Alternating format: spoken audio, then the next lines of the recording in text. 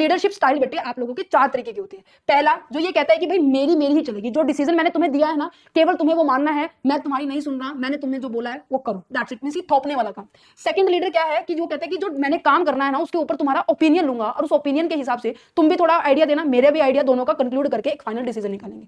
तीसरा लीडर ये कहता है कि भाई प्रॉब्लम ये है, सारा का सारा काम तुम्हारे दे दिया, बस तुम्हें लिटिल बिट थोड़ी बहुत इंफॉर्मेशन चाहिए या फिर थोड़ी बहुत सपोर्ट चाहिए तो मैं दे दूंगा, जिसकी मेन रोल यहाँ पे किसका है, एम्प्लॉइज का है। चौथा ये कहता है कि भाई जैसी सिचुएशन होगी ना वैसे करूंगा, अभी मैं तुम्हें यही नहीं बताने वाला कि मैं कैसा बनने वाला हूं। तो इनके अपने अपने नाम। तो ऑटोक्रेटिक का मतलब फुली कंट्रोल, डेमोक्रेटिक का मतलब participation and large sphere, that means freedom, and situational, that means flexibility. This is Tanu Tiptan, your commerce educator. Let's start our today lecture. Unit number 10 क्या कहती है, इंप्लीमेंटेशन बिहेवियर डायमेंशंस कहना क्या चाहता है। देन उसके बाद आप लोगों के 11th यूनिट है, देन उसके बाद 12 एंड 13, फिर आप लोगों का MCO 023 स्ट्रेटेजिक मैनेजमेंट का सिलेबस हो जाएगा फिनिश। Got it. तो सबसे पहले यहाँ पे समझते हैं कि कहना क्या चाह रहा है कि आपने जो भी प्लान बनाया था ना, जो भी आप सोच रहे थे कि मुझे ये करना है, मुझे ये करना है, आप एक्चुअल में उसको इंप्लीमेंट कर रहे हो, एक्चुअल में उसको अप्लाई कर रहे हो, एक्शन ले रहे हो उसके रिगार्डिंग। अच्छा, बिहेवियर डायमेंशनल का मतलब क्या है, मीन्स कि किस तरीके से एक पर्सन रिस्पॉन्स कर रहा है as per the situations, as per the circumstances, उसके बिहेवियर को मेजर किया जा रहा है डिफरेंट सिचुएशंस के अंदर। और यहाँ पे सबसे ज्यादा जो अगर बात की जाए फोकसिंग एरिया क्या है, आप लोगों का लीडरशिप स्टाइल है। लीडरशिप क्या होता है, क्योंकि लीडरशिप करना एक स्किल है जो कि एक पर्सन के अंदर होती है। वो किस तरीके से डिफरेंट सिचुएशंस के अंदर अपने इमोशंस, अपने एथिक्स, अपने वैल्यूज को वो कंट्रोल करता है, वो किस तरीके से डिसीजन लेता है कि वो अपनी पूरी एम्प्लॉई की जो ग्रुप है उनको भी मैनेज करे, अपने जो सुपीरियर है उनको भी मैनेज करे, जो अपने सबॉर्डिनेट है उनको भी मैनेज करे, और डिसीजन जो ले रहा है वो कहीं ना कहीं आपके गोल को अचीव करने में हेल्प करे। सो यहाँ पे जो मीन्स की एक पर्सन की एबिलिटी के बारे में बात की जा रही है, एक पर्सन की एक स्किल है जो लीड करता है, पूरी की पूरी कमांड देता है अपने सुपीरियर को, अपने सुपीरियर को नहीं, सबॉर्डिनेट को, और सुपीरियर को कोई सजेशन दे सकता है एज पर द एक्सपीरियंस। सो इस चैप्टर को डिस्कस करने से पहले यहाँ पर बताया गया है कि जो स्ट्रैटेजी है ना हमारी, जो अभी तक हम पढ़ते आ रहे हैं, कि मीन्स की एक ब्लूप्रिंट हमें जो डायरेक्शंस देती है कि आप अपने गोल को ना इस तरीके से अचीव कर सकते हो। तो वो बात की जा रही है कि जिस ऑर्गेनाइजेशन में आप काम कर रहे हो ना, उसका भी एक पर्टिकुलर स्ट्रक्चर होता है। स्ट्रक्चर समझते हो, मीन्स की हर चीज की एक अरेंजमेंट होती है। जैसे ऑर्गेनाइजेशन के अंदर देखो बच्चे, काफी तरीके के लेवल पर, ठीक है, आप लोगों के पास 3 लेवल होते हैं, है ना, ऑर्गेनाइजेशन में। उन लेवल्स के अंदर डिफरेंट क्या होते हैं, एम्प्लॉय होते हैं as per the qualifications, right. तो उन सब की क्या होना, डिसाइड करना कि भाई किसका क्या रोल है, किसकी क्या रिस्पॉन्सिबिलिटी है, किसकी क्या रिस्पॉन्सिबिलिटी है, कोई किसको किस तरीके की पावर दी गई है, दैट मीन्स अथॉरिटी दी गई है, कौन किसके साथ किसका रिलेशन रहने वाला है, राइट। रिलेशनशिप के बारे में बात की जा रही है। मतलब कहने का ये है कि ऑर्गेनाइजेशन स्ट्रक्चर में जब हम स्ट्रैटेजी बना रहे हैं तो सबसे पहले अपना स्ट्रक्चर भी तो डिफाइन होना चाहिए ना। मीन्स कि जब भी आप लोगों के डिपार्टमेंट में जो भी मैन पावर वर्क कर रही है, उन सब को क्लियरली पता तो होना चाहिए कि वो किस पोजीशन को अभी फिलहाल होल्ड कर रहे हैं, उनकी क्या रिस्पॉन्सिबिलिटी है। अगर काम लेना है किसी से तो किससे लेना पड़ेगा, काम हो जाए तो किसको बताना पड़ेगा कि भाई मेरा काम हो चुका है। मीन्स कि आपके पूरे के पूरे डिपार्टमेंट को, मीन्स कि जो संगठन बनाया है, इसका स्ट्रक्चर हमें डिजाइन करना पड़ेगा, राइट। क्यों, एज पर द स्ट्रक्चर हम क्या बनाएंगे, फिर स्ट्रैटेजी बनाएंगे कि भाई मान लीजिए ऑर्गेनाइजेशन के अंदर 4 पर्सन है और चारों पर्सन की एबिलिटी अलग अलग है, तो उनकी एबिलिटी के हिसाब से उनको काम सौंपा जाएगा, यस या नो। और आप लोगों को बताया था मैंने पीछे भी कि as per the department, as per the goal, आपकी स्ट्रैटेजी वेरी करती है, यस या नो? क्योंकि देखो गोल सभी ऑर्गेनाइजेशन का अलग अलग होता है, किसी का प्रॉफिट मोटिव होता है, किसी को मार्केट शेयर इंक्रीज करने की इच्छा होती है, कोई सोशल वेलफेयर के लिए होता है। मतलब कि सबके गोल गोल अलग अलग है, तो सबकी स्ट्रेटजी भी अलग बनेगी। सबके डिपार्टमेंट अलग अलग है, लोअर लेवल मैनेजमेंट है, लोअर लेवल डिपार्टमेंट है, मिडल है, टॉप है, ठीक है। सबके उन्हीं के हिसाब से उनकी स्ट्रेटजी होती है, उन्हीं के हिसाब से उनकी स्किल की रिक्वायरमेंट होती है। यस या नो? तो यहाँ पे यही बात की गई है कि जब हम अपने इस कॉन्सेप्ट को बढ़ने के लिए जा रहे हैं तो पहले जरूरी है कि हमें अपने ऑर्गेनाइजेशन स्ट्रक्चर को भी समझना पड़ेगा। तो ऑर्गेनाइजेशन स्ट्रक्चर क्या है कि आप अपने डिपार्टमेंट के अंदर जितने भी हर चीज को प्रॉपर अरेंज करें कि सबको ये क्लियरली डिफाइन हो जाए कि हाँ मेरे क्या रोल्स हैं, मेरी क्या रिस्पॉन्सिबिलिटी है, मेरा किसके साथ क्या संबंध है, अगर काम हो जाए तो मैं किसको काम आंसर करूंगा कि भाई मेरा काम हो चुका है, ठीक है। रिपोर्ट सबमिट करने वाली बात की जाए तो स्ट्रक्चर क्या डिफाइन करती है, how a task are divided and who report to whom and how the decisions are the made.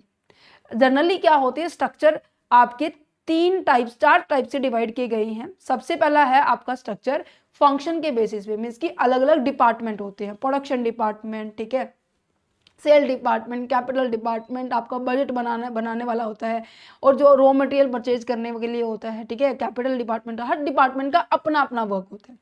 Divisional structure का मतलब होता है कि एक प्रोडक्ट है, मान लीजिए आप मार्केट में काफी तरीके के प्रोडक्ट है। फॉर एग्जांपल मेरे को मॉनिटर के बारे में बात करनी है, तो मॉनिटर यहाँ पे प्रिपेयर किया जाता है, सीपीयू यहाँ पे प्रिपेयर किया जाता है, और आप लोगों का जो कीबोर्ड है, माउस है, वो यहाँ है। तो इनके अपने अपने फिर डिपार्टमेंट होंगे। तो यहाँ पे फोकस किस पर्टिकुलर प्रोडक्ट को दिया गया। डिविजनल स्ट्रक्चर वो होता है जो कि ढांचा किसके हिसाब से बनता है, प्रोडक्ट या फिर मार्केट। मैंने कहा कि मेरी किस चीज की मार्केट है, मैं मॉनिटर प्रिपेयर करती हूँ, तो मेरे अपना डिपार्टमेंट होगा, सेल डिपार्टमेंट होगा, परचेज डिपार्टमेंट होगा, कैपिटल डिपार्टमेंट होगा। कोई अदर मार्केट है, सीपीयू की है, ठीक है, उनके अलग अलग डिपार्टमेंट होने वाले हैं। Got it? अच्छा, मैट्रिक्स स्ट्रक्चर क्या होता है, मतलब दोनों के कॉम्बिनेशन को बोला जाता है। और नेटवर्क स्ट्रक्चर क्या होता है, जब आप का बस काम ये है कि उनको चीजों को असेंबल करना है। आप क्या कर रहे हो, अदर जो आउटसाइडर्स को अपॉइंट करते हो कि भाई ये काम कर दो। फॉर एग्जांपल जैसे मैं बात करूं, मैंने इन्हीं का एग्जांपल लिया कि मुझे पूरा एक सिस्टम बिल्ड करना है, ठीक है, मुझे मेरे पीसी को प्रॉपर बिल्ड करना है। तो मेरे पास बस ये स्किल है कि मैं कनेक्शंस कर पाती हूँ, ठीक है, मैं जो पीसी के अंदर जो वायर लगती है, ठीक है, जो कनेक्शंस इसके अंदर होती है, मदरबोर्ड के अंदर जो कनेक्शन होती है, मुझे उसकी नॉलेज है। बट मुझे मॉनिटर बनाना, मुझे सीपीयू बनाना नहीं आता, उसके अंदर जो भी गैजेट लगते हैं वो मुझे नहीं बनाना है। जैसे पावर सप्लाई हो गया, कूलिंग पैड हो गया, इस कुछ भी मुझे नहीं आता। बट मैंने क्या किया, इन सबको अरेंज किया, आउटसाइडिंग सोर्सेज से अरेंज किया, और देन फाइनली असेंबल किया। कुछ ऐसे स्ट्रक्चर भी होते हैं हमारे ऑर्गेनाइजेशन के। तो सबसे पहले हमें जरूरी है कि हमारे बिजनेस का, हमारे संगठन का, हमारे ऑर्गेनाइजेशन का जो बिजनेस हम कर रहे हैं ना किसी पर्टिकुलर ऑर्गेनाइजेशन के अंदर, उसका स्ट्रक्चर हमें पता होना चाहिए, राइट? क्योंकि बिना स्ट्रक्चर के स्ट्रैटेजी काम नहीं करेगी, और बिना स्ट्रैटेजी के स्ट्रक्चर काम नहीं करेगा, दोनों एक साथ चलते हैं। तो स्ट्रैटेजी क्या है, एक ब्लूप्रिंट है, डायरेक्शन देता है कि what a company want to achieve, कि कंपनी क्या क्या अचीव करना चाह रही है, और उसको लिए एक प्लान डिसाइड किया जाता है। स्ट्रक्चर क्या है कि किस तरीके से कंपनी अपने पूरे डिपार्टमेंट को ऑर्गेनाइज करेगी कि वो आपके प्लान को अचीव करने में हेल्प करेगी। Got it? Yes everyone. अगर मैं कहूं कि विदाउट स्ट्रक्चर क्या प्लान फेल हो जाएगा, डेफिनेटली। और विदाउट स्ट्रेटेजी क्या डायरेक्शन फेल हो जाएगी, डेफिनेटली। तो दोनों एक दूसरे के साथ ही साथ साथ चलती है। If you have the strategy but not कोई भी स्ट्रक्चर नहीं है, आपके पास पूरा प्लान है, डायरेक्शंस पूरी है कि मुझे ऐसे ऐसे करना है, ये करना है, पर आपके पास पर्सन्स की अरेंजमेंट ही नहीं हो रही, अपने रिसोर्सेज के प्रॉपर आपने सेटअप नहीं कर रखा, कौन क्या करेगा, तो प्लान क्या रह जाएगा, पेपर पे ही रह जाएगा कि भाई जो तुमने स्ट्रक्चर बनाया था, ब्लूप्रिंट बनाया था। अगर मैं कहूँ कि मेरे पास स्ट्रक्चर है पर कोई स्ट्रैटेजी नहीं है, भाई लोग तो है तुम्हारे पास काम करने के लिए पर कोई डायरेक्शन नहीं है, सो दैट्स अ रीजन कि ये एक दूसरे के साथ साथ चलती है, ठीक है। और इनको चलाने के लिए एक लीडर के पास, लीडर कौन होता है, जनरली आप और हम जैसा पर्सन ही होता है, पर उसके पास एक स्पेशल स्किल होती है। जैसे अगर किसी को टेक्नोलॉजी ज्यादा ऑपरेट करने आ रही है और जल्दी से किसी भी फोन को एक्सेस कर लेता है, या फिर फोन को ऑपरेट कर लेता है, किसी भी सिस्टम को ऑपरेट कर लेता है, उसे हम टेक से भी पर्सन कह सकते हैं, है ना।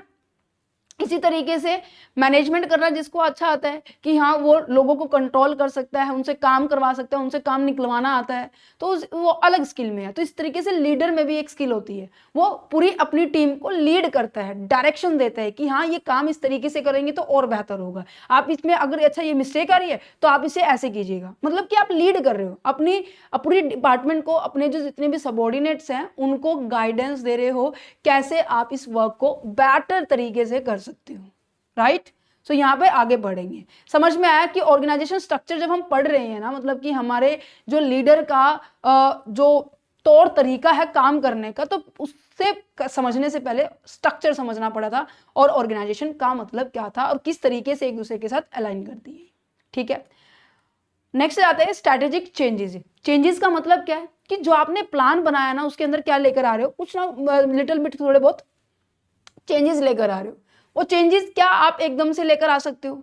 क्या इन चेंजेस को लाना इतना सिंपल है, सिंपल सिटी है? कहते नहीं भाई, एक बार प्लान बनाना ही बहुत बड़ा टास्क है। आप लोगों को मैं बताती हूँ, तुम्हारा इन सिलेबस को कंप्लीट करवाना, मेरे को ऐसा लग रहा है कि मई तक हमारा सारा जितने भी अभी सब्जेक्ट्स रहते हैं ना, 3-4 सब्जेक्ट रहते हैं, उनको मई तक कंप्लीट कर लेंगे।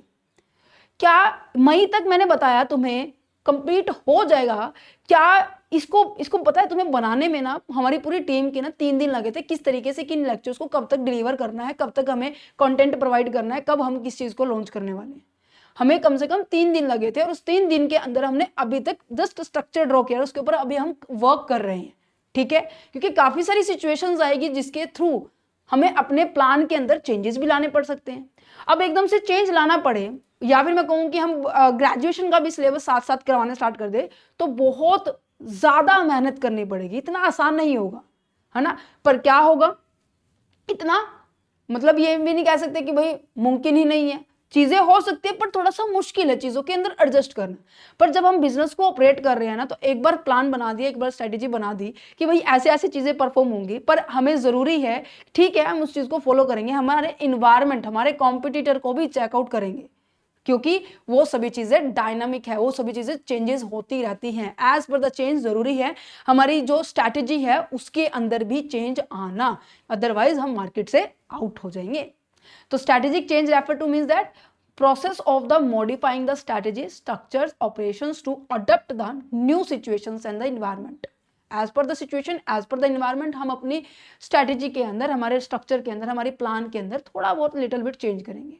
और क्यों कर रहे हैं? क्योंकि इन्वायरमेंट हमारा डायनामिक है। ठीक है, स्ट्रैटेजी चेंज में भी इन्वॉल्व क्या हो सकती है कि भाई ऐसा हो सकता है कि भाई हम अपने एक बिजनेस से दूसरे बिजनेस में शिफ्ट हो सकते हैं, या फिर हम कोई नई मार्केट में एंटर कर सकते हैं, या फिर हम कोई नया प्रोडक्ट लॉन्च भी कर सकते हैं। तो स्ट्रैटेजी के अंदर चेंजेस लेकर आना लिटिल बिट भी चेंज हो सकता है या फिर ज्यादा भी चेंज हो सकता है, और डिपेंड करता है कैसे सिचुएशन है, राइट। और इनको चेंजेस करना इतना आसान नहीं है, थोड़ा सा कॉम्प्लेक्स प्रोसेस है, राइट। और इनको चेंजेस करने के दौरान हमें जरूरी है हमारी पूरी की पूरी टीम की कोऑर्डिनेशन की जरूरत होगी, हमारी पूरी की पूरी टीम के सहयोग की जरूरत होगी, अदरवाइज हम इनको नहीं कर सकते। अब आगे बढ़ते हैं लीडरशिप के ऊपर कि भाई लीडरशिप क्या होता है।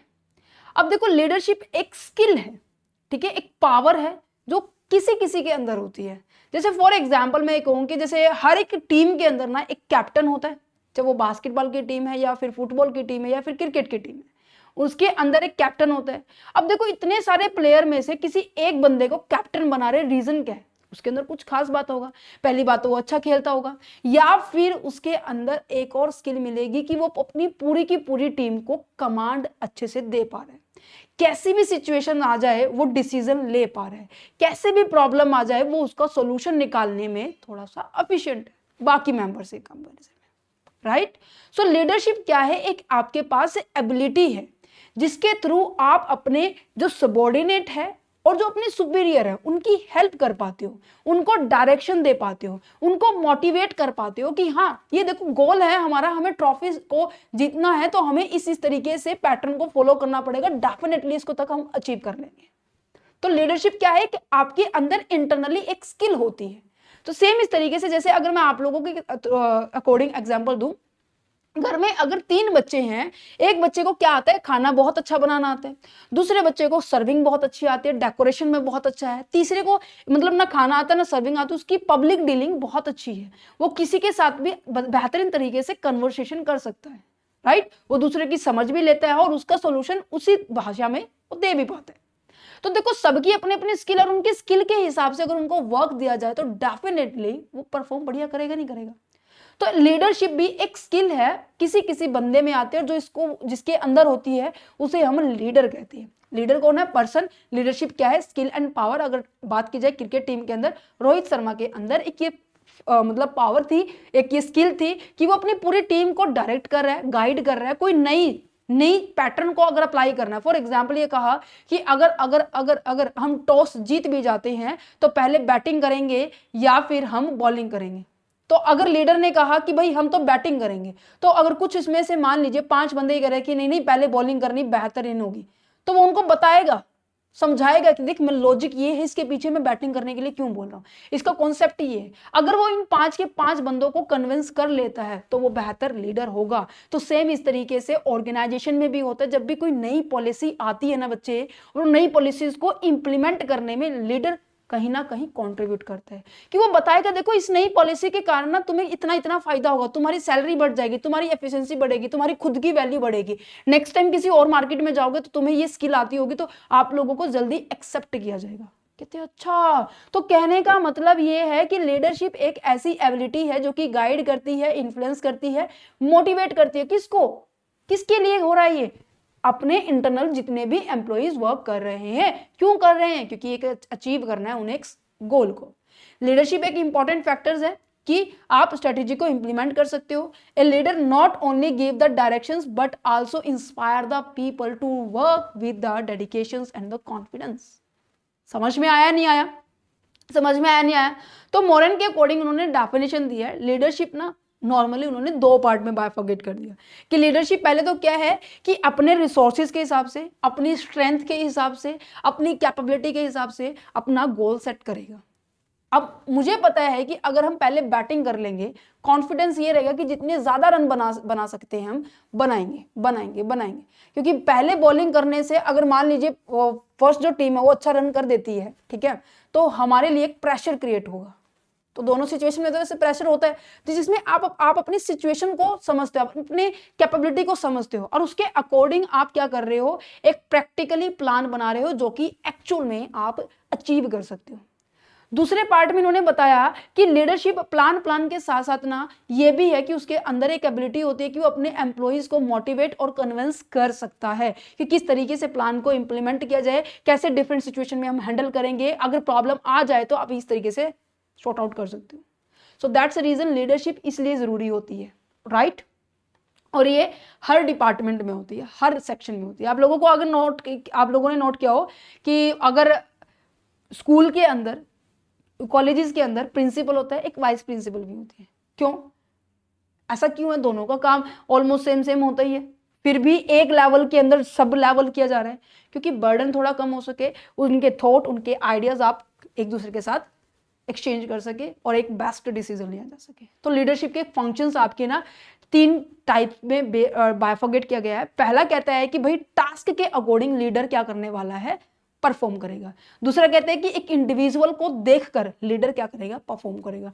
ग्रुप है, ग्रुप को देखकर परफॉर्म करेगा। तो ये तीनों के तीनों को देखकर, इंपॉर्टेंट एरियाज को है ये, ठीक है, पूरी ऑर्गेनाइजेशन के, उनको देख के वो क्या करने वाला, फंक्शंस परफॉर्म करने वाला। और एग्जाम के अंदर ये क्वेश्चंस रिपीट हुए हैं, तो फोकस से समझना, ठीक है।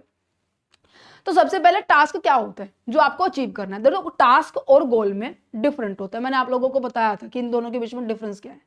गोल क्या है आपका, फाइनली जो आप लोगों को अचीव करना है। मैंने कहा कि मुझे ट्रॉफी को जीतना है, ठीक है, मुझे मेरे नाम होनी चाहिए वो ट्रॉफी, ठीक है। तो ऑब्वियस है ना भाई, आज से ही मेहनत करनी पड़ेगी। आपने कहा कि मेरे को तो मैम 90% स्कोर करना है। अगर 90% स्कोर करना है तो डेली पढ़ना पड़ेगा, नहीं पढ़ना पड़ेगा। आप चाह रहे हो कि मैम हमें जो वेट है मुझे लॉस करना है, ठीक है, तो क्या होगा, आप आज ही से ही एक्सरसाइज, एक हेल्दी फूड को लेना स्टार्ट करेंगे, नहीं करना पड़ेगा। मतलब कि आपने पहले क्या कहा कि मुझे क्या करना है, वेट को गेन करना है, लॉस करना है, तो आपका पहले गोल है ये। इस गोल के लिए आज आप छोटे छोटे स्टेप उठा रहे हो। तो टास्क क्या है कि आपने क्या किया, क्लियरली डिफाइन किया, आइडेंटिफाइड किया कि भाई what work need to be done and what goal has to be achieve. क्या गोल अचीव करना है, क्या मुझे इसके लिए करना पड़ेगा। सारी की सारी कंफ्यूजन एक लीडर ने हटा दिया, बताया कि देखो ऐसे ऐसे काम कर, हर चीज जितनी भी कंफ्यूजन होती है उनको रिमूव किया गया। जब मुझे ये पता है कि भाई मेरा ऑब्जेक्टिव, मेरा गोल ये है, मुझे 90% मार्क्स को गेन करना है, तो भाई जरूरी है ना कि मुझे ये भी पता होना चाहिए कि मुझे क्या क्या काम करना पड़ेगा। मुझे पता लगा कि भाई 90% स्कोर करने के लिए ना मुझे पढ़ना पड़ेगा। कहते हैं अच्छा, अब पढ़ने के लिए भी आपने क्या बनाया, प्लान बनाया। अब आपने स्टेप उठाया कि भाई किस मेथड को मैं फॉलो करूं, किन किन रिसोर्सेज का मुझे जरूरत पड़ेगी। अब आपने कहा कि भाई मेरे को 90% स्कोर करना है, ऑब्वियस है मेरा एक पेपर प्लान होना चाहिए। ठीक है, जैसे अक्सर मैं तुम्हें दिखाती हूँ, देखो मेरे टेबल पर लिखा होता है कि भाई नेक्स्ट 90 डेज का क्या प्लान रहने वाला है। Let me show you just a second. Yes everyone, छोटा सा पेपर है तो मेरे लिए बस ये 90 डेज का पर्टिकुलर प्लान होता है कि भाई मुझे क्या करना है, कब करना है, कैसे करना है। ठीक है, समझ में आया। अब ये तो हो गया, ठीक है। अब मेरे को 90% स्कोर करने के लिए 90 डेज का मैंने वो बना लिया टारगेट तुम्हारे लिए। ठीक है, अब इनके दौरान आप लोगों को स्टडी मटेरियल भी चाहिए होगा, राइट। आप लोगों को एक प्रॉपर टाइम भी चाहिए होगा कि मैं इतना टाइम मैं अपनी स्टडी पर दूं या नहीं दूं, किस मेथड से मैं पढूं, कि पहले वीडियो लेक्चर देखूं या फिर पहले मैं नोट्स पढूं, कैसे क्या कुछ करना चाहिए, सेल्फ स्टडी में कितना टाइम स्पेंड करना चाहिए, कितना मुझे क्या टीचर से कंसर्न करना चाहिए। तो आप एक प्रॉपर प्लान बनाएंगे कि किस चीज को आप ज्यादा प्रायोरिटी देने वाले हैं, कितने रिसोर्सेज को आप यूज करने वाले हैं, जो रिसोर्सेज उनको आप अरेंज करेंगे, राइट। तो आप लोगों ने प्लान बनाया, आपने एक स्टेप आगे बढ़ाया। ठीक है, टास्क गोल सेट किया, गोल के हिसाब से आपने टास्क बना दिए, टास्क के हिसाब से फिर आपने प्लान बना रहे हो कि हाँ मैं अब स्टेप उठाने के लिए जा रही हूँ। अब जितने भी आप लोगों के पास साधन है, जैसे 24 घंटे होते दिन के अंदर, 24 घंटे को आपने क्या कर दिया, बायफॉरगेट कर दिया कि इतना घंटे में सोने का टाइम है। फॉर एग्जाम्पल 8 घंटे आपने सोने के लिए रख दिए, 4 घंटे आपने इंजॉय के लिए रख दिए, बाकी बचे 12 घंटे, 2 घंटे आपने मम्मी पापा का काम करवा दिया, बाकी के बचे 10 घंटे। 10 घंटे आप इजीली पढ़ सकते हो। 4 घंटे का एक स्लॉट, फिर रेस्ट, 4 घंटे का एक स्लॉट, फिर रेस्ट, फिर रेस्ट। तो 8 घंटे दिन के बहुत सफिशिएंट है, समझ पा रहे। तो आपने अपने काम को और आपने अपने रिसोर्सेज मैंने क्या रखा, टाइम रखा। इन टाइम को मैंने क्या किया, अपने वर्क के अकॉर्डिंग एलोकेट कर दिया। तो बिजनेस में अपने अपने रिसोर्सेज होते हैं, जैसे पैसा, ठीक है, मैन पावर, ठीक है, टाइम और जितनी भी चीजें होती हैं। Assigning the task to the right peoples, providing the necessary resources must be match the work with the employee ability and ensure they have the tool, money, support। क्योंकि अगर कोई भी आप काम अपने एम्प्लॉय को दे रहे हो तो जरूरी है उसकी एबिलिटी उसके साथ मैच होनी चाहिए। फॉर एग्जाम्पल जैसे कि मैं कहूंगी, जैसे डेकोरेशन वाले बच्चे को, जिसको डेकोरेशन करना पसंद है, सर्विंग करना पसंद है, ठीक है, वो इंटीरियर डेकोरेट बहुत अच्छा कर लेता है। अगर उसको कुछ और काम दिया जाए, सफाई का काम दिया जाए, वो कुछ और काम दिया जाए, वो इतना अच्छा परफॉर्म नहीं करेगा। किसी को ये लग रहा है कि हाँ मैं ऑर्डर करने में थोड़ा सा कैपेबल हूँ, मुझे खाना बनाना अच्छा आता है, खाना बनाना का काम किसी और को दे दिया, सर्विंग वाले को पर्सन को खाना बनाने के लिए दे दिया, खाना बनाने वाले पर्सन को सर्विंग का काम दे दिया, तो सब कुछ उल्टा पुल्टा हो जाएगा। तो पर्सन की एबिलिटी के हिसाब से और अपने टास्क के मतलब कॉम्प्लेक्सिटी के हिसाब से दोनों को मैच करना है, देन फाइनली सामने वाले पर्सन को देना है। ठीक है, controlling the quality and the tempo work. Means कि जब भी आप सामान बना रहे हो ना, तो जरूरी है कि आप अपनी क्वालिटी भी मेजर करते रहे, कि ये नहीं हो कि सामान बनाते जा रहे हो पर उसकी क्वालिटी आप लोगों ने मेजर नहीं की हो। और जितने टाइम में आपने बोला था कि भाई 3 घंटे में 1 यूनिट हो जाएगी, तो 3 घंटा भाई 3 घंटे ही होने चाहिए, राइट। 4 घंटे में आप लोगों को 2 यूनिट करनी है, तो 4 घंटे में 2 यूनिट होनी चाहिए। मीन्स की on the time, on the quality basis पे आप लोग परफॉर्म करेंगे।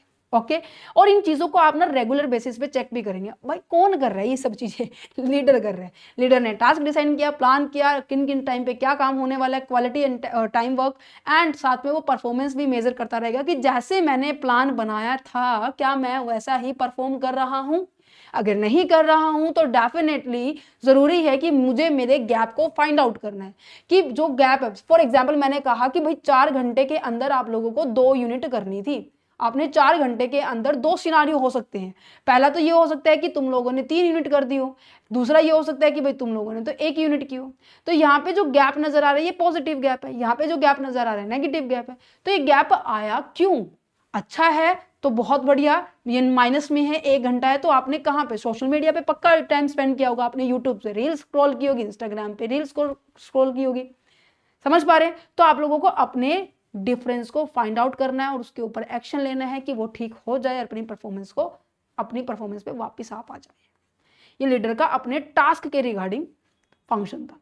लीडर का अब इंडिविजुअल के रिगार्डिंग क्या फंक्शन है? दैट मीन्स कि जो एम्प्लॉई है उसके रिगार्डिंग बात की जा रही है, जो वर्क फोर्स है उसके बारे में बात की जा रही है।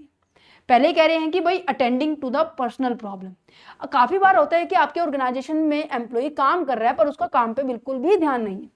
अक्सर वो एक दिन के अंदर 10 यूनिट प्रोड्यूस कर देते था, बट आज उसने केवल 6 यूनिट को प्रोड्यूस किया। रीजन, आपने उसको एक दिन ऑब्जर्व किया, 2 दिन ऑब्जर्व किया, तीसरे दिन उससे पूछा भाई दिक्कत क्या है, कोई हेल्थ इश्यू है, फैमिली प्रॉब्लम है, पैसे की दिक्कत है, आपने उससे कंसर्न किया, आपने उसकी पर्सनल प्रॉब्लम को जानने की कोशिश की।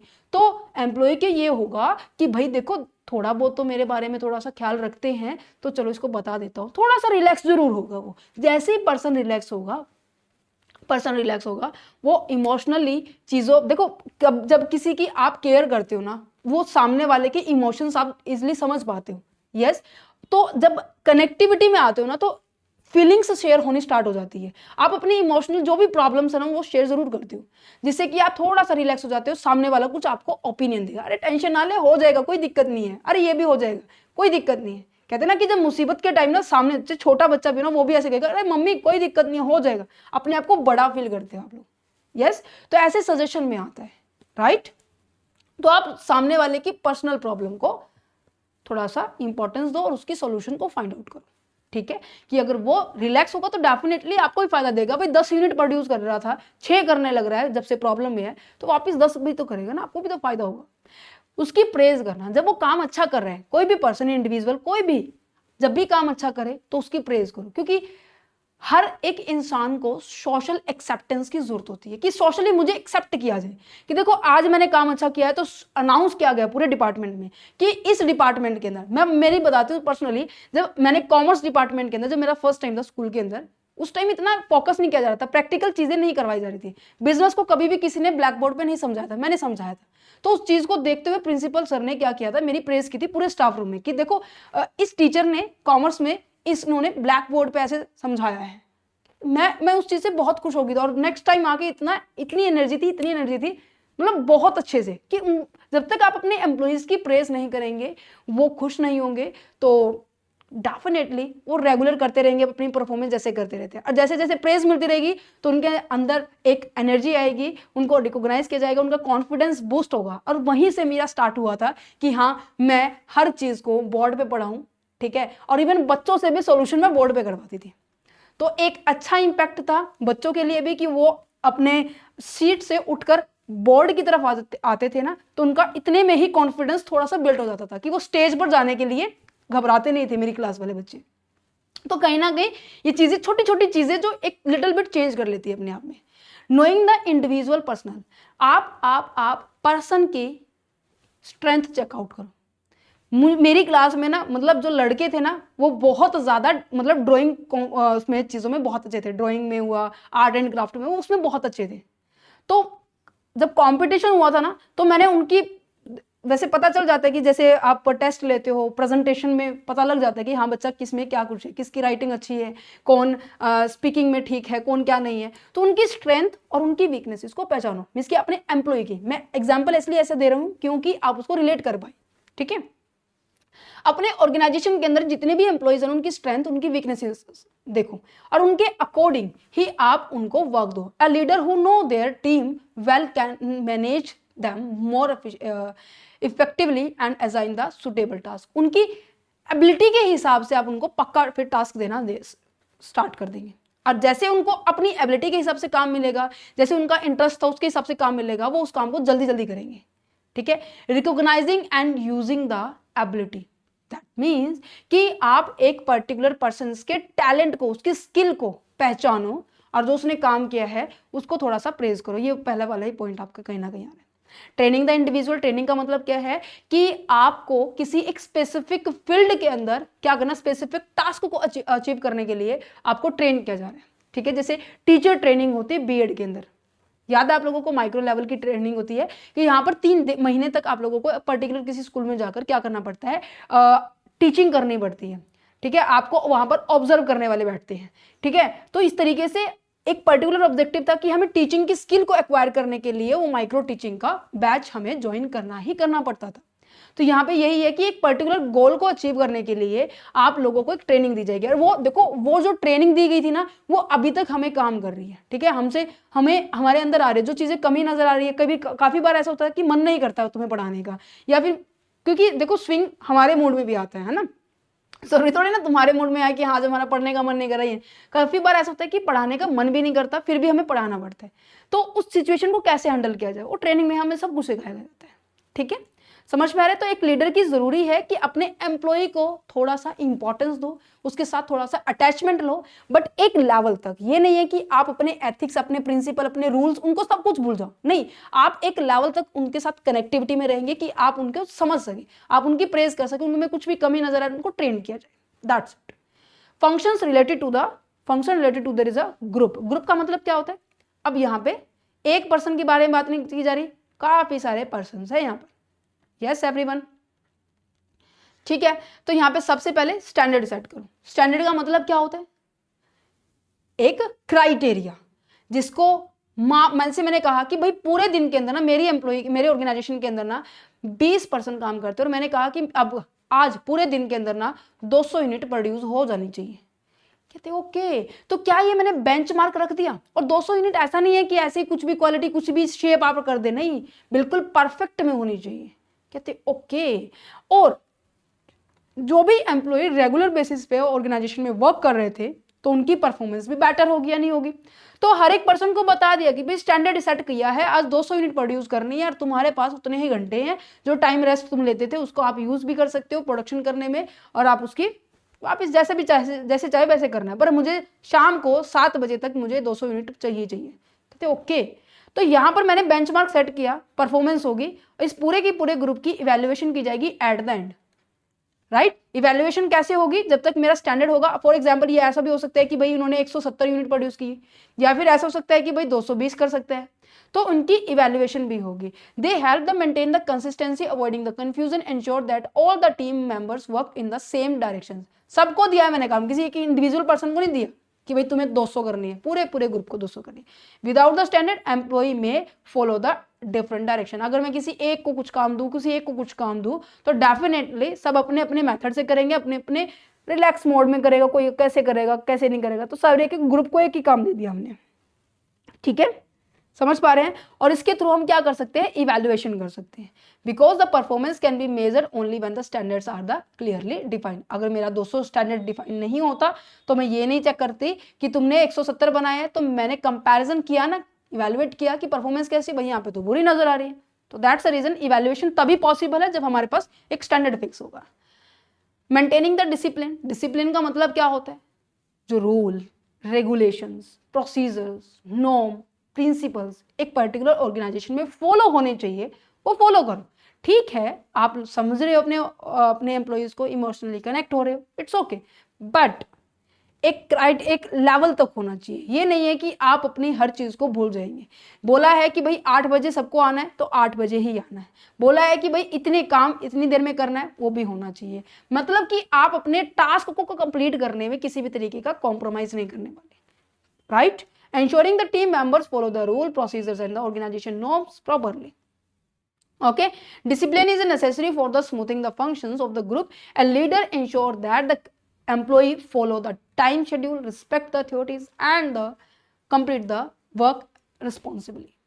अगर ऐसा नहीं रहा, और तो सिंपल सी बात, अगर मैं कहूँ कि प्रिंसिपल के फैमिली मेंबर्स ही एज अ क्लास में स्कूल टीचर्स हैं, वो 9 बजे आएंगे, कोई 10 बजे आएगा, तो उनके लिए कोई रूल नहीं होता, सही बताऊं तो तुम्हें, और जो कि सरासर गलत है। जो बाकी टीचर्स के लिए होता है वो उनके साथ भी होना चाहिए कि अगर बाकी टीचर्स 7:45 पर अगर स्कूल में एंटर कर रहे हैं तो उनको भी 7:45 पर एंटर होना पड़ेगा। भाई क्यों नहीं हो रहे? क्योंकि वो स्कूल भी कर रहे हैं, साथ में अदर बिजनेस भी कर रहे हैं। बाकी के लिए जो रूल्स है जरूरी है उनके लिए भी होना। तो डिसिप्लिन ये होता है, ये नहीं है कि आप अपने फैमिली मेंबर्स के लिए कुछ भी करें और उनके लिए कुछ भी बाकी अदर मेंबर्स के लिए बहुत ज्यादा स्ट्रिक्ट रूल है। Got it? Build the team spirit. Team spirit का मतलब क्या होता है कि आप अपने टीम के अंदर एक ऐसा इन्वायरमेंट क्रिएट करें कि जब भी हम कन्वर्सेशन कर रहे हैं तो ओपनली कम्युनिकेशन होना चाहिए, ठीक है। हमारे बीच, सबके बीच में एक पॉजिटिव इन्वायरमेंट होना चाहिए कि आप सब अपनी अपनी फीलिंग्स को शेयर कर सकते हो, ठीक है, मीन्स कि employ work together rather than the individual. अगर ऐसा होगा तो डेफिनेटली हम वर्क बहुत अच्छे से परफॉर्म करेंगे। ठीक है, क्योंकि ये कहा जाए अगर एक लकड़ी को तोड़ना हो तो आसान है, अगर झुंड में अगर उनको तोड़ना हो, पूरे के पूरे बंडल को तोड़ना तो आप तोड़ नहीं सकते। That's the reason. ठीक है, नेक्स्ट जाते हैं encouraging, motivate and giving the purpose. Leader का ये काम होता है कि पूरे की पूरी टीम को हर टाइम एनर्जी में रखना, हर टाइम मोटिवेट रखना। अगर वो डीमोटिवेट हो जाते हैं तो रीजन जानना, देन उसके बाद उसका सोल्यूशन निकालना, देन मोटिवेट कर देना, एक पर्पस देना, डेली बेसिस पे उस पर्पस को कंप्लीट करना। ठीक है, समझ पा रहे हैं। Appointing the sub leader. सब लीडर का मतलब क्या होता है, जैसे कि मैंने आप लोगों को बताया प्रिंसिपल एंड वाइस प्रिंसिपल। ठीक है, डायरेक्टर भी होती है एंड सब डायरेक्टर भी होती है। टीचर्स की टीचर मेन क्लासरूम में इंचार्ज भी होती है, साथ में पूरी बिल्डिंग का कोऑर्डिनेटर भी होता है। क्यों ऐसा किया जा रहा है कि भाई जो मतलब कि इसका फायदा पता है क्या है, कि जो लीडर है ना, लीडर है, लीडर के नीचे एक सब लीडर होते हैं। सब लीडर का मतलब ये है कि जो ये काम कर रहा है ना, उसके जैसा ही थोड़ा थोड़ा ये भी कर रहा है। मतलब कि इसको एज ए मैं ये कह सकती हूँ कि इसके सानिध्य में रहकर ये इसको सिखा रहा है कि ऐसे ऐसे काम करना है। ये फ्यूचर, पहला फायदा क्या है कि फ्यूचर का लीडर तैयार हो रहा है। इनकेस ये रिटायर भी होगा, देखो भाई ये होगा या नहीं होगा, ऐसा भी हो सकता है कि भाई कुछ हैपनिंग हो जाए, इसकी डेथ हो जाए, या फिर ये किसी और कंट्री के अंदर ट्रांसफर हो जाए, इसका खुद का स्टेट में हो जाए। तो एक अपने अपने विद इन ऑर्गेनाइजेशन ही हम क्या कर रहे हैं, अपने एक फ्यूचर लीडर को प्रिपेयर कर रहे हैं। पहला फायदा तो ये।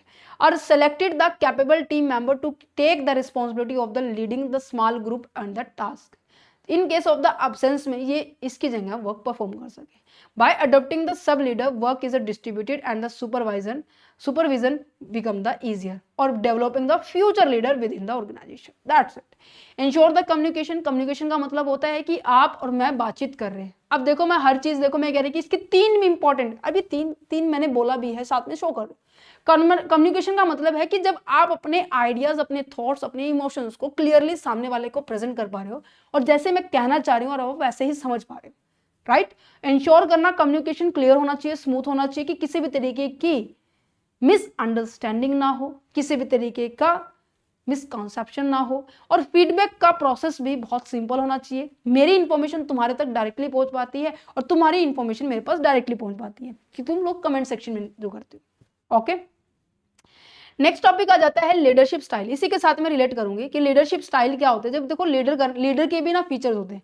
अब देखो जो फैमिली में जितने भी मेंबर्स होते हैं ना, सबका नेचर जो है ना अलग अलग होता है। सबका काम करवाने का तरीका ना अलग अलग होता है।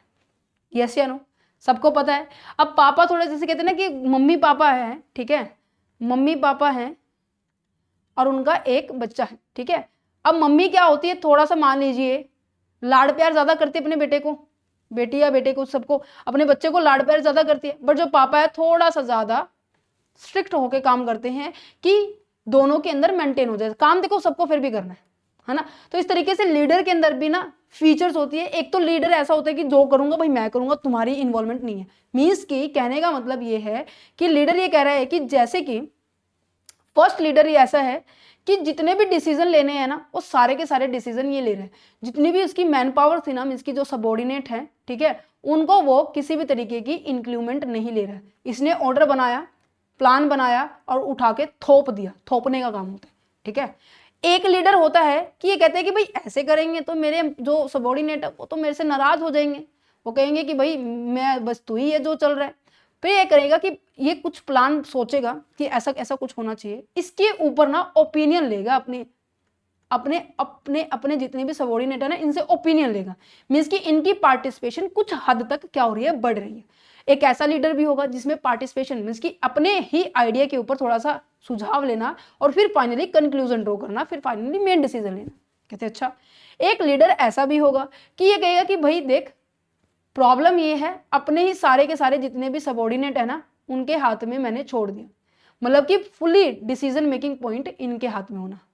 ठीक है, और एक ऐसा होगा कि भाई जैसी सिचुएशन होगी ना वैसे लूंगा। मैं अभी नहीं बताता कि मैं ज्यादा मेरी ही चलाऊंगा या तुम्हारी चलेगी या हम दोनों की चलेगी, मैं एज पर द सिचुएशन करूंगा।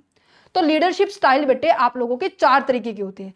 पहला जो ये कहता है कि भाई मेरी मेरी ही चलेगी, जो डिसीजन मैंने तुम्हें दिया है ना केवल तुम्हें वो मानना है, मैं तुम्हारी नहीं सुन रहा, मैंने तुम्हें जो बोला है वो करो, दैट्स इट, मींस थोपने वाला काम। सेकंड लीडर क्या है कि जो कहते हैं कि जो मैंने काम करना है ना उसके ऊपर तुम्हारा ओपिनियन लूंगा और उस ओपिनियन के हिसाब से तुम भी थोड़ा आइडिया देना, मेरे भी आइडिया, दोनों का कंक्लूड करके एक फाइनल डिसीजन निकालेंगे। तीसरा लीडर ये कहता है कि भाई प्रॉब्लम ये है, सारा का सारा काम तुम्हारे दे दिया, बस तुम्हें लिटिल बिट थोड़ी बहुत इंफॉर्मेशन चाहिए या फिर थोड़ी बहुत सपोर्ट चाहिए तो मैं दे दूंगा। इसकी मेन रोल यहाँ पे किसका है? एम्प्लॉइज का है। चौथा ये कहता है कि भाई जैसी सिचुएशन होगी ना वैसे करूंगा, अभी मैं तुम्हें यही नहीं बताने वाला कि मैं कैसा बनने वाला हूं। तो इनके अपने अपने नाम है। एक को कहा जाता है ऑटोक्रेटिक, राइट एवरीवन। एक को कहा जाता है ऑटोक्रेटिक, जो मैंने फर्स्ट सिचुएशन बताई जहां पर सारे के सारे डिसीजन कौन लेता है? लीडर लेता है। एक होता है डेमोक्रेटिक, जहां पर डिसीजन दोनों की पार्टिसिपेशन से होता है। लाजीज फेयर का मतलब होता है जहां पर अपने जो सबॉर्डिनेट्स है ना उनको ज्यादा फ्रीडम दी गई है। और सिचुएशनल लीडरशिप स्टाइल होता है जहां पर मैं ये कहूं कि as per the circumstances, as per the task, as per the peoples, as per the environment हम अपने स्टाइल चेंज कर देंगे। समझ में आया? तो ऑटोक्रेटिक का मतलब फुली कंट्रोल, डेमोक्रेटिक का मतलब participation and large sphere that means freedom, and situational that means flexibility. Got it? समझ में आ गई ये लीडरशिप स्टाइल। अच्छा इससे पहले ना कुछ ना चीजें डिफाइन की गई है कि जो लीडरशिप स्टाइल होता है ना वो आप लोगों के जो भी मैंने समझाया आप लोगों को पढ़ो उसको जल्दी से फटाफट। The way in which the leader behave, make a decision, interact with the peoples while the guiding them, naturally become the एक second. It is a naturally come from the personality, experience and situations. A good leader does not follow only the one style. कभी भी एक अच्छा leader एक ही style को कभी भी follow नहीं करता। वो एज पर द सिचुएशन जरूरी होता है कि उसकी जो लीडरशिप की जो पैटर्न है ना वो चेंज होती रहे। तो इस वजह से बोला गया है कि जब हम लीडरशिप स्टाइल पढ़ रहे हैं ना तो उसके अंदर की कंपोनेंट 3 है। पहला क्या है? पर्सनल, दूसरा क्या है? परसुएशन, तीसरा क्या है? कंपल्शन। तो ये कहना क्या चाह रहे हैं? पर्सनल का मतलब ये है कि जैसा एक्शन, जैसे मैं ये कहूँ ना कि जो आप लोगों को अगर आपके घर में मम्मी बहुत ज़्यादा अच्छे से सफाई करती है, बहुत अच्छा खाना बनाती है, ठीक है, जब भी ड्रेस को वियर किया जाता है एक प्रॉपर पैटर्न में होता है, ठीक है, उनके ड्रेसिंग में कोऑर्डिनेशन होता है। ऐसे नहीं है कि किसी भी तरह का दुपट्टा उन्होंने वियर कर लिया, किसी भी तरह का स्लीपर उन्होंने वियर कर लिया। वो एक कोऑर्डिनेशन से सब कुछ करती है। उनके अंदर मैनेजमेंट मतलब हर चीज़ में ना बहुत अच्छा सटीक वे से करती है। उनको ये उनके अंदर क्या है कि जहाँ से जो कोई सामान उठाए ना नेक्स्ट टाइम आप लोगों ने अगर उठाया है ना तो वो बोलेंगे आप वहीं रखें। तो वो आप देखेंगे अपनी मम्मी को कि मम्मी देखो ऐसे करते हैं, अदरवाइज मैंने नहीं किया ना मम्मी चाटा मारेगी। मम्मी ने बोला था ना जहां से सामान उठाए वहीं रखना है, अगर तुमने नहीं रखा तुम्हारी पिटाई होती है नहीं होती है। तो जैसा तुम लोग देखते हो वैसा तुम्हारे अंदर आता है। तो यहाँ पे यही बोला गया है कि अगर लीडर बहुत ज्यादा हार्ड वर्किंग है, अगर लीडर आप लोगों का ज्यादा डिसिप्लिन मेंटेन करता है, अगर लीडर ज्यादा डेडिकेटेड है, अगर लीडर ज्यादा वर्क को परफॉर्म करता है एक डिसिप्लिन मैनर से, तो डेफिनेटली जो उसके अंडर काम कर रहे हैं ना तो वो भी वैसा ही करना स्टार्ट कर देंगे। समझ पा रहे हैं नहीं पा रहे? तो यहाँ पे यही बात की जा रही है पर्सनल एग्जाम्पल, दैट मीन्स पहले खुद करके दिखाओ और फिर बाद में एक्सपेक्ट करो कि आपके जो अंडर काम कर रहे हैं वो भी ऐसा करेंगे। तो आपको एक मिसाल बनना पड़ेगा और मिसाल बनने के लिए पहले खुद परफॉर्मेंस करनी पड़ेगी। This is the most powerful leader tool when the leader work hard, show the honesty, discipline and the dedication, employee automatically follow this. हमारी यूनिवर्सिटी के अंदर पता है क्या है, एक टीचर है वो कभी भी किसी भी बच्चे की ना सिफारिश से ना वो नहीं लगाती क्या असाइनमेंट के मार्क्स, चाहे वो कितनी भी बड़ी सिफारिश आ जाए वहां पे उनके पास, वो कभी भी ऐसे मार्क्स नहीं लगाती। तो उनका इन्वायरमेंट ये है कि जैसे जब भी टेस्ट होगा या फिर कोई असाइनमेंट सबमिशन होगी सारे के सारे क्लास में 80 के 80 बच्चे प्रेजेंट जरूर होंगे। तो उनका अपना एक बिहेवियर है, उनको सबको उनका पता है कि वो ऐसे नहीं करेंगे, ऐसे किसी के भी नंबर नहीं लगाएंगे, किसी ने जान पहचान बता दी ऐसे नहीं करने वाले। परसुएशन का मतलब आता है नेक्स्ट आपका कि आप किसी पर्सन को, एम्प्लॉय को कितना आप कन्विंस कर पा रहे हो। कन्विंस कैसे हो सकता है? लॉजिक दे सकते हो। जैसे मैंने बताया कि रोहित शर्मा जी ने बताया कि भाई हम तो पहले क्रिकेट की टीम के अंदर जो अगर हमने टॉस जीत लिया तो हम पहले बैटिंग करेंगे। 5 इसके विरुद्ध थे कि नहीं बैटिंग नहीं बॉलिंग करेंगे। तो रोहित शर्मा जी के पास ये लॉजिक होना चाहिए कि भाई बैटिंग क्यों कर रहे हैं, या तो उनको लॉजिक के साथ समझाओ, या फिर उनके पास मतलब ऐसी कोई स्किल होनी चाहिए, आपको उनको मनवाना है कि भाई तुम्हें पहले बैटिंग ही करनी है, this is the main reason. समझ में आया? तो आप अपने एम्प्लॉय पीपल जितने भी वर्क कर रहे हैं आपके अंडर, उनको आप कन्विंस करो और मोटिवेट करो कि लॉजिकली या फिर कम्युनिकेशन या फिर उनकी सिचुएशन को समझो कि देखो मैंने इस टाइम तुम्हें हेल्प किया था ऐसे ऐसे करके, मतलब किसी भी तरीके से। समझ पा रहे? कंपल्शन का मतलब होता है प्रेशर, आपके ऊपर प्रेशर डाल दे कि भाई काम करना है 200 यूनिट तो 200 यूनिट करनी है, तो करनी है चाहे तुम्हारे कुछ भी हो जाए। अगर नहीं की तो अगले दिन की तुम्हारी सैलरी नहीं मिलने वाली, पिछले 4 दिन की तुम्हारी सैलरी नहीं मिलने वाली, काट लूंगा तुम्हारे में। कंपल्शन, आप अपनी पावर का, अपने रूल्स का आप उनके ऊपर प्रेशर डाल सकते हो। तो लीडर के अंदर ये भी फीचर्स होती है, इन तीनों तरीके के थ्रू वो क्या कर सकता है, काम करवा सकता है। Got it? Yes everyone, topic हो गए यहाँ पर फिनिश। होपफुली ये जो लीडरशिप मजा आया होगा तुम लोगों को करते वक्त। अब बढ़ते हैं हमारे कॉर्पोरेट कल्चर क्या होते हैं। कल्चर की बात की जाए तो ये हमने MC01 के अंदर अभी डिस्कस किया था कि एक कल्चर क्या होता है। अक्सर कल्चर ना आपकी लाइफ को प्रेजेंट करते हैं, सबकी जो भी, देखो इंडिया के अंदर भी अगर बात की जाए ना, तो इंडिया के अंदर भी डिफरेंट डिफरेंट कल्चर है। तो सबकी अपनी अपनी लाइफस्टाइल जो है ना अलग अलग है। वो लाइफस्टाइल रिप्रेजेंट करता है कि आप किस कल्चर से हैं, कि आप किस तरीके का खाना खाते हो, किस तरीके के वस्त्र कपड़े, जो कपड़े हैं वो आप लोग वियर करते हो, किस तरीके की लैंग्वेज का यूज करते हो, ठीक है, किस तरीके से आप किसी भी ओकेजन के अंदर अपने आप को प्रेजेंट कर रहे हो, किस तरीके से आप क्या कर रहे हो, फेस्टिवल को सेलिब्रेट कर रहे हो, कौन से सेलिब्रेशन कर रहे हो आप, ठीक है, किस तरीके की आपको आर्ट हैंडीक्राफ्ट के जो पार्ट्स होते हैं, किसी भी आइटम्स होते हैं आपको पसंद होती है। इन सब से आप क्या लगा सकते हो, अपने आप के कल्चर की आइडेंटिफिकेशन कर सकते हैं। जैसे अगर मैं बात करूं, तुम लोग किसी अदर स्टेट में जाओ, ठीक है, फॉर एग्जाम्पल अगर आप पंजाब के हैं, ठीक है, और आपके पंजाब के अंदर ना जैसे एग्जाम कंडक्ट किए जाते हैं, ठीक है, पंजाब के अंदर सेंटर पड़ता है, मोस्ट ऑफ बठिंडा पड़ता है, ठीक है, पटियाला पड़ता है, और जलंधर पड़ता है, लुधियाना पड़ता है, ठीक है, और वहां पर अदर स्टेट के, ठीक है, पर्सन अगर वहां पे विजिट कर रहे हैं और आपको वहां पे सेंटर पे विजिट जाना है, तो वहां बाहर ऑटो वाले अंकल खड़े होते हैं, तो वो देखते ही पहचान जाएंगे कि ये हमारे एरिया का बंदा नहीं है। कैसे पहचाना हो? आपके टोन से, आपकी लैंग्वेज से, आपने जो ड्रेस वियर कर रखी है उनसे, आपके जो ऑर्नामेंट्स होते हैं आप उनको वियर करते हो, क्योंकि जब समझ पा रहे हैं नहीं समझ पा रहे, तो सबके अपने अपने होते हैं जो अपनी आपकी लाइफ को प्रेजेंट करते हैं। अब आप इस पिक्चर को देख पा रहे होंगे कि जो देखो हमारे कल्चर में शादी करने का जो तरीका है वो अलग है, वेस्टर्न कल्चर में शादी करने का तरीका अलग है, हमारे फूडिंग सेक्शन अलग है, सेलिब्रेशन पॉइंट अलग है ना। तो सभी चीजें हमारी कल्चर को बताती है कि भाई आप इस कल्चर से बिलोंग करते हैं। तो अगर बात की जाए इंडिया के अंदर भी ना, आपके नॉर्थ, साउथ, ईस्ट, वेस्ट, इन चारों के चारों एरिया के अंदर ना आपके सबके कल्चर, इवन इंडिया के अंदर भी अलग अलग कल्चर है। तो क्या बता रहा है, एक एक पैटर्न है कि किस तरीके से कोई पर्सन सोच रहा है, थिंकिंग कर रहा है, ठीक है, फील कर रहा है, किस तरीके से रिएक्ट कर रहा है। तो उसी पर्सन, उसी तरीके के पर्सन का ना अपना एक ग्रुप होता है, राइट। और उस ग्रुप के अंदर जब आप वर्क कर रहे हो तो उसे बोला जा रहा है कॉर्पोरेट कल्चर। देखो कॉर्पोरेट का मतलब होता है कंपनी, जो कोई प्राइवेट सेक्टर है या फिर पब्लिक सेक्टर है, उनके अंदर एक पर्टिकुलर ग्रुप होता है, और ग्रुप किसका होता है, पर्संस का होता है। अगर वो सेम कल्चर के हैं, सेम तरीके की बिलीफ, वैल्यू, परसेप्शन उन सबका सेम है, तो डेफिनेटली एक स्ट्रॉन्ग आप लोगों का कल्चर है। सबके अंदर जो कोऑर्डिनेशन होगी, कोई बात या कोई फेस्टिवल बनाने के ऊपर जो हॉलीडे रखवाने की बात की जाती है, तो क्या होगा, पॉजिटिव है, पॉजिटिव है, पॉजिटिव है। सब कह रहे हैं कि हम तो ये वाला फेस्टिवल क्या करने वाले, सेलिब्रेट करने वाले।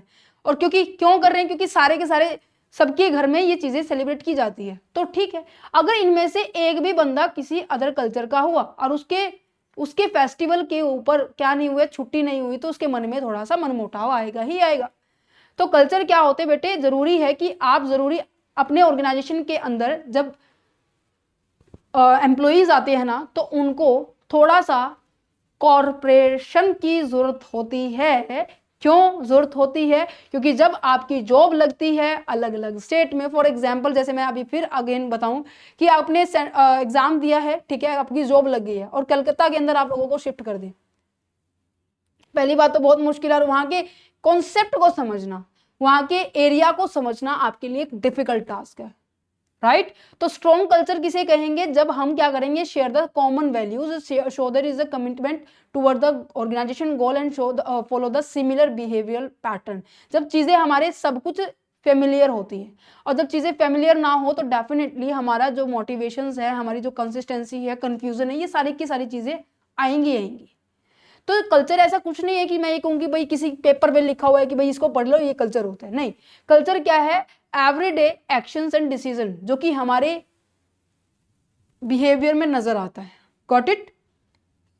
Yes everyone.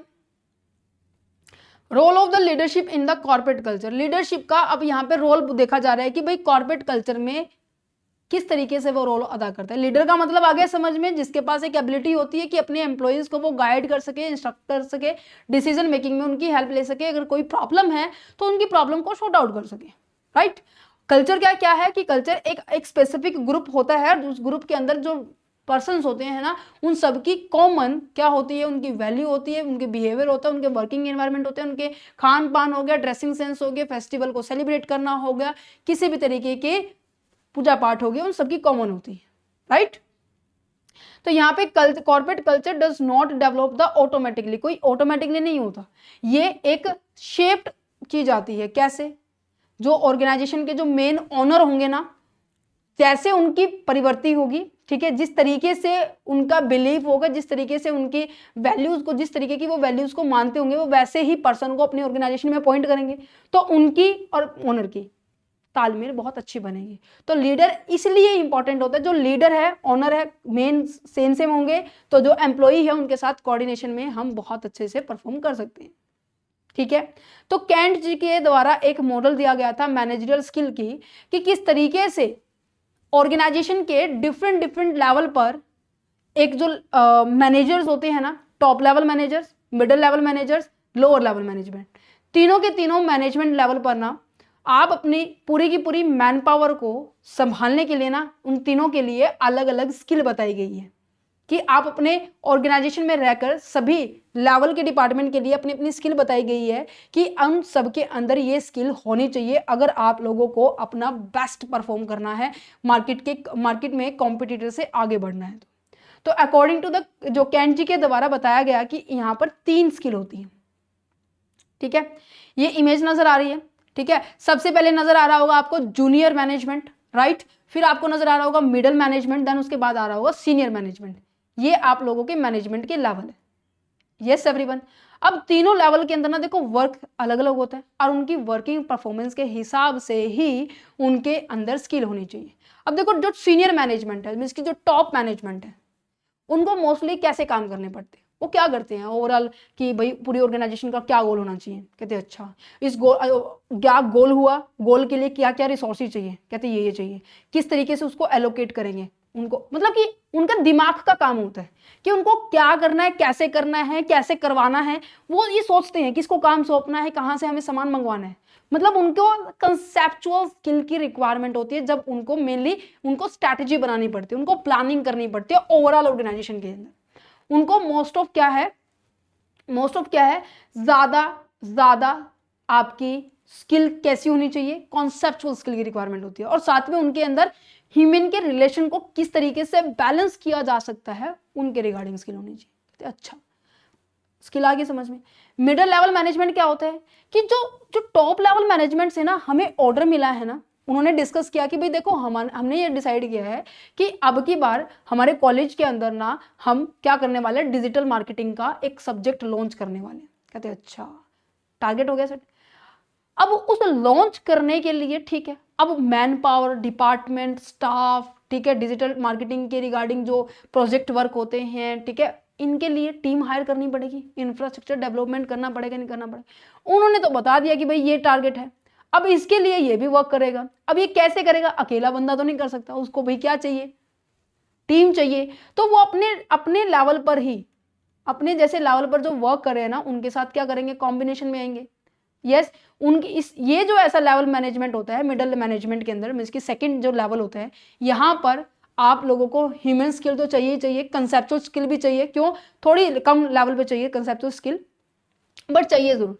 पर उनको एक और स्किल चाहिए, क्या, टेक्निकल स्किल, मीन्स की किस काम को कैसे करवाना है, समझ पा रहे हैं? यहाँ पे बात की जा रही है आप लोगों की कि अगर आप ऑपरेशन की एक्टिविटी में आए तो आप लोगों को पता होना चाहिए कि मशीन कैसे चलती है, कोई प्रॉब्लम आ जाए तो उनको कैसे हैंडल करना पड़ेगा। तो जो मिडिल लेवल मैनेजमेंट होती है ना, इसको सभी के सभी तीनों की तीनों जो स्किल होती है वो सबकी रिक्वायरमेंट होती है, क्योंकि बीच में तो आप लोगों को अपने सुपीरियर को भी हैंडल करना पड़ेगा, अपने सबॉर्डिनेट को भी हैंडल करना पड़ेगा। जूनियर मैनेजमेंट कौन होते हैं? जो लोअर लेवल मैनेजमेंट पे काम करते हैं, जो अपने लेबर के साथ ज़्यादा कनेक्ट, जो फोरमैन होते हैं उनके साथ कनेक्शन में आती हैं। तो उनको पता होना चाहिए कि किस तरीके से हमें अपने वर्कर्स के साथ काम करवाना है, किस तरीके से हमें अपनी लेबर से काम करवाना है। तो उनके पास टेक्निकल स्किल ज़्यादा मैटर करते हैं, उनके लिए कंसेप्चुअल स्किल नहीं जरूरत होती है, इनके लिए टेक्निकल स्किल ज़्यादा है। तो कैंट जी के अकॉर्डिंग ये बताया गया है कि टेक्निकल स्किल का कौन ज्यादा किन के लिए इंपॉर्टेंट है? जो लोअर लेवल मैनेजमेंट होते हैं। क्यों? क्योंकि where the manager are directly involve in the operational activity. ये मैनेजमेंट जो लोअर लेवल मैनेजमेंट होते हैं ना, वो सारा मोस्ट ऑफ क्या होते हैं? ऑपरेशनल एक्टिविटी, जो डेली ऑपरेशंस होते हैं उनके अंदर इंक्लूड होते हैं। और उनके पास टेक्निकल प्रोसेस, जैसे कि able the manager to guide the employees effectively and ensure the efficiently execute of the task. जैसे प्रोडक्शन सुपरवाइजर को पता होना चाहिए कि किस तरीके से मशीन को ऑपरेट करते हैं इन केस ऑफ द स्टक, अगर वो हो जाए तो। ठीक है, ह्यूमन स्किल के बारे में अगर बात की जाए, ये किसको चाहिए? आप लोगों के बीच वाले पर्सन को चाहिए होती है मेनली। ये सभी डिपार्टमेंट के ऊपर रिक्वायरमेंट होती है, सभी डिपार्टमेंट के अंदर, कि जो ह्यूमन के साथ रिलेशनशिप, क्योंकि बिना मैन पावर के अंदर अगर आप तालमेल बना कर चलेंगे ना तो डेफिनेटली कॉन्फ्लिक्ट अराइज होगा ही होगा। आप किसी दूसरे की भावना को समझेंगे नहीं ना तो कॉन्फ्लिक्ट अराइज होगा ही होगा। तो ability to work with the peoples, communicate effectively and build the strong interpersonal relationship and interact with the employee, resolve the conflict, motivate the team and maintain the positive working environment. Okay?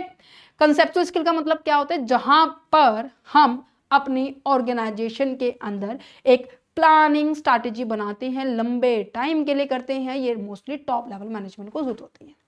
Yes everyone, समझ में आया?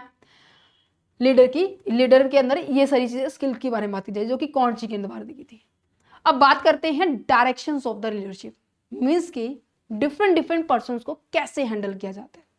For example अगर मैं यहां पर दूं कि एक सेकेंड, मान लीजिए आप यहां हैं, ठीक है, आपको अपने भाई से बात करनी है, ठीक है, मतलब दोनों ट्विंस हैं, या मैं कहूँ कि छोड़ो इसको, छोड़ो इसको, छोड़ो।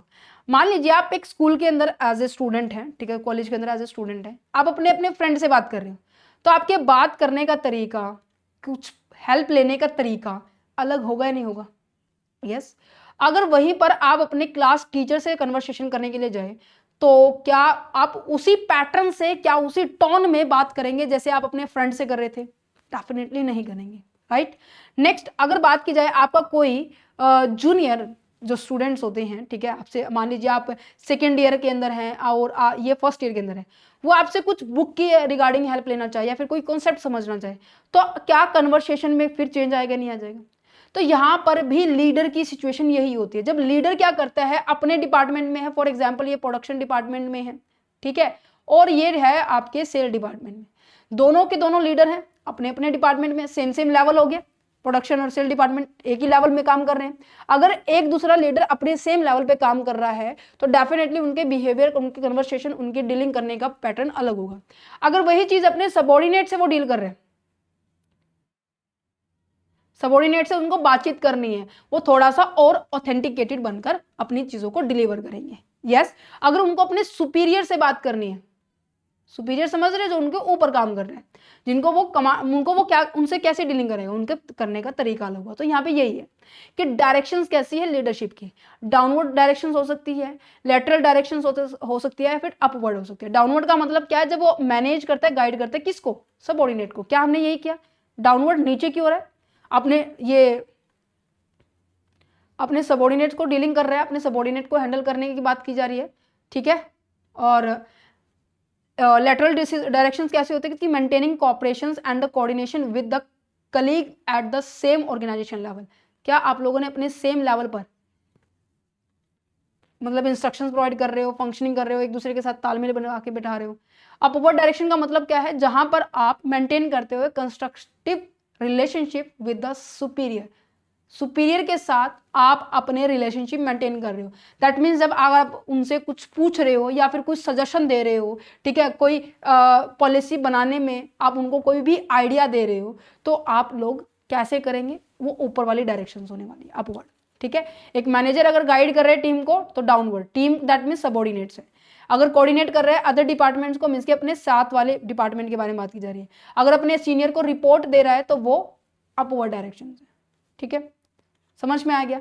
अच्छा, understanding the human nature. Human nature का मतलब क्या है, आपके और हमारे जैसे लोग जब किसी ऑर्गेनाइजेशन में काम करते हैं तो हम अपने नेचर के बारे में बात की जा रही है। मीन्स कि जब आपके अंडर कोई भी एम्प्लॉइज काम कर रहे हैं तो आप उनके इमोशंस समझो कि भाई वो चाहते क्या है, उनके मोटिवेशन लेवल को समझो। जरूरी नहीं होता कि हर कोई लोग ना पैसों से मतलब खुश हो जाए कि उनको सैलरी ज़्यादा दे दो वो खुश हो जाएंगे। उनको एक रिस्पेक्ट भी चाहिए, सोशल आइडेंटिटी भी चाहिए, ठीक है। देखो आप लोगों को पता हो मोटिवेशन के ना दो तरीके होते हैं। एक तो तरीका होता है कि आप उनकी सैलरी हाइक कर दो, उनको बोनस कमीशंस ऐसे दे दो।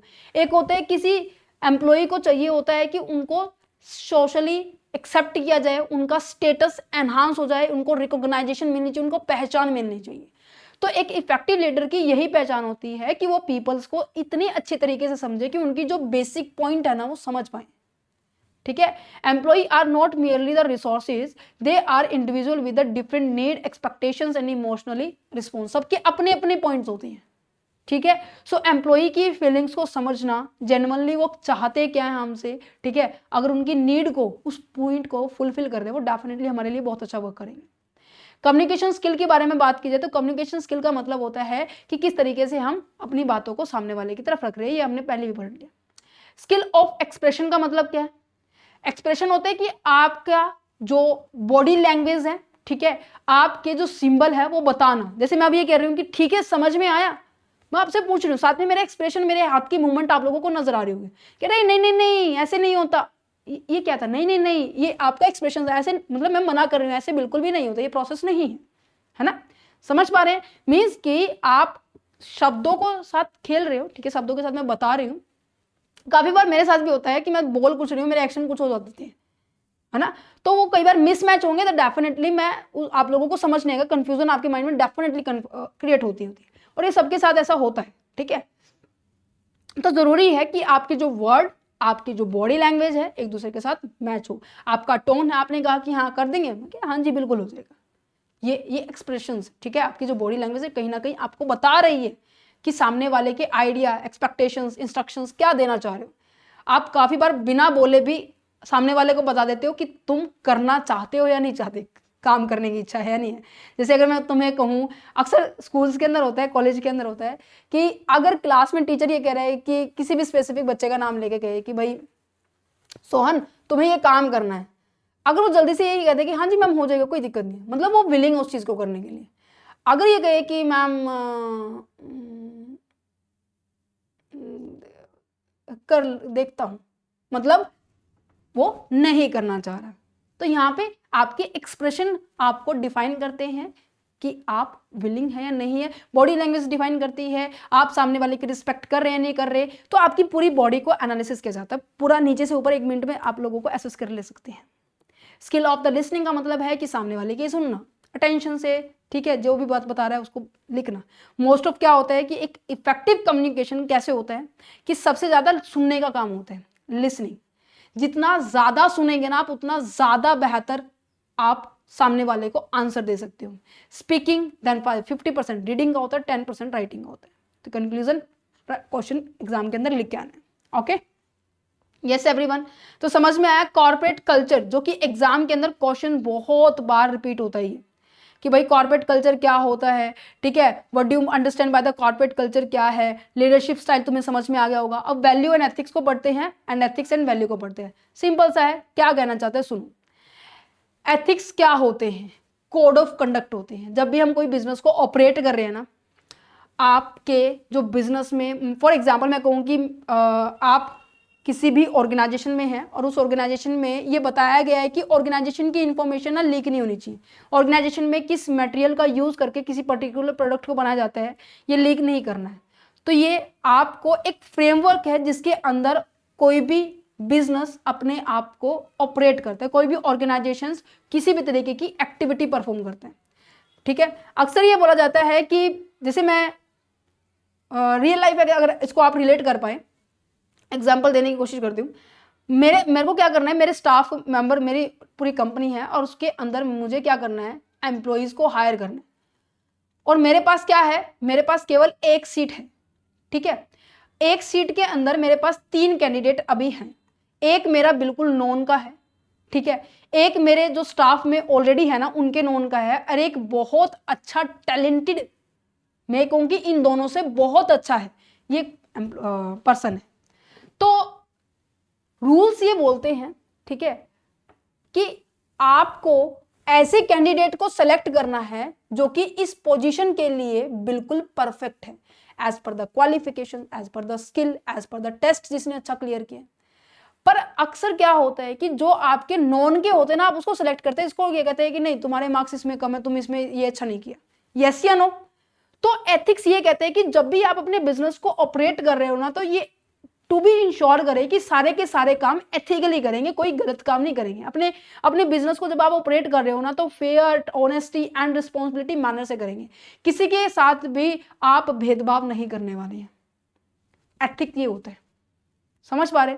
Organisation are openly face with the choice with they can be achieve quick success through the unethical practices और the follow a principle path that ensure the long term stability. क्या कहना चाह रहा है कि अक्सर बिजनेस के अंदर ना आपके पास 2 सिचुएशंस होती हैं। ये बोला जाए कि आप प्रॉफिट कमा सकते हैं, और बहुत थोड़ा नहीं, जितना मान लीजिए आप महीने के अंदर 10,000 रुपये कमा रहे हैं, ये कह रहे कि 10 की बजाय ना आप 25 से 30 कमा सकते हैं। कहते कैसे भाई, मिलावट कर देना, इतनी क्यों परेशान हो रहा है, प्रॉफिट बढ़ा, अपना कोई दिक्कत नहीं। क्या ये एथिकल है? आपने जब बिजनेस स्टार्ट किया था, जब ये बोला जाता है, स्पेशली शपथ ली जाती है जब कोई भी नेता बनता है ना, कि मैं जो करूंगा सच के लिए करूंगा, जो देश के लिए अच्छा होगा मैं उनको करूंगा। पर ऐसा वो क्या नहीं, एक्चुअली में ऐसा करते हैं, वो ज्यादा प्रॉफिट को गेन करने के लिए मिलावट करते हैं, नहीं करते हैं? क्या वो एथिकल है? या तो आप कम प्रॉफिट कमाएं, एथिकली वर्क करें, राइट। अगर आप ज्यादा प्रॉफिट कमाएंगे, डेफिनेटली अपना कुछ ना कुछ मिलावट कर रहे हैं। तो यहां पे यही बात बोली गई है, क्या कि organization are openly face with the choice, आपके पास चॉइस होती है कि when they can achieve the quick success, आप जल्दी सक्सेस ले सकते हैं, पर कैसे? अनएथिकल वे से, ठीक है। या फिर ऐसा है कि आप अगर प्रिंसिपल को फॉलो कर रहे हैं तो आपको लॉन्ग टर्म तक स्टेबिलिटी मिल जाएगी, मतलब एक लोगों का ट्रस्ट आप बिल्ड कर सकते हैं। जैसे कि आप एथलेटिक, आप अगर बात की जाए, हाँ प्रॉफिट का ही इसके अंदर एग्जांपल, ठीक है, ओके, समझ पा रहे हैं। चलो, तो ethic behaviour discourage to use of the shortcut. अगर आप एथिक्स से मतलब रूल रेगुलेशंस फॉलो कर रहे हैं, डिसिप्लिन में हैं, तो कहीं ना कहीं आप शॉर्टकट को ही कहेंगे कि अरे शॉर्टकट से क्या फायदा होगा, थोड़े टाइम के लिए प्रॉफिट कमा पाएंगे ना, उसके बाद क्या करेंगे?